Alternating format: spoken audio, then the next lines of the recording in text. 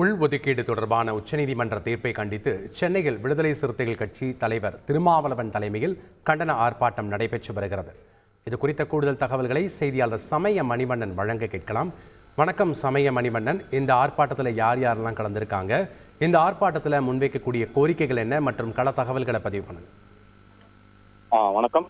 உச்சநீதிமன்றத்தின் உள்ளொதுக்கீடு தீர்ப்பை கண்டனம் தெரிவித்து விடுதலை சிறுத்தைகள் கட்சி சார்பாக சென்னை வள்ளுவர் கோட்டத்தில் கண்டன ஆர்ப்பாட்டமானது நடைபெற்று வருகிறது. குறிப்பாக இந்த உள்ளொதுக்கீடு தீர்ப்பானது பட்டியல் பிரிவினரின் உரிமையை, இடஒதுக்கீடு உரிமையை பாதிக்கும் வகையில் உள்ளதாகவும், குறிப்பாக பட்டியல் பிரிவினரின் மக்கள் தொகைக்கு ஏற்ப இந்த இடஒதுக்கீடை ஏற்படுத்த வேண்டும் என்பதை கோரிக்கையை வலியுறுத்தி இந்த கண்டன ஆர்ப்பாட்டமானது நடைபெற்று வருகிறது.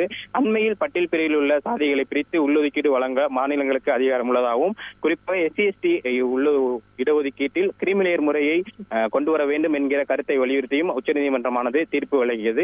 இந்த தீர்ப்பை எதிர்த்து தற்போது சென்னை வள்ளுவர் கோட்டத்தில் விடுதலை சிறுத்தைகள் கட்சியின் தலைவர் திருமாவளவன் தலைமையில் கண்டன ஆர்ப்பாட்டமானது நடைபெற்று வருகிறது.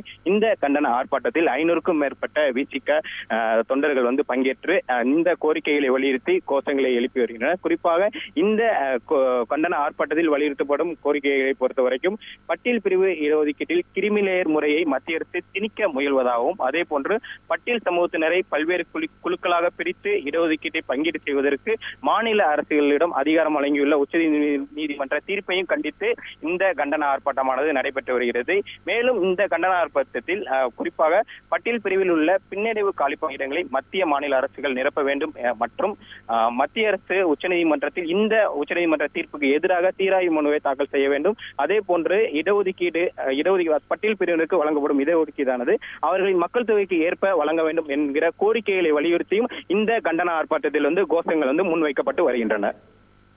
நன்றி சமய மணிவண்ணன், உங்களுடைய கள தகவல்கள். செய்திகளை உடனுக்குடன் தெரிந்து கொள்ள உடனே சப்ஸ்கிரைப் பண்ணுங்க.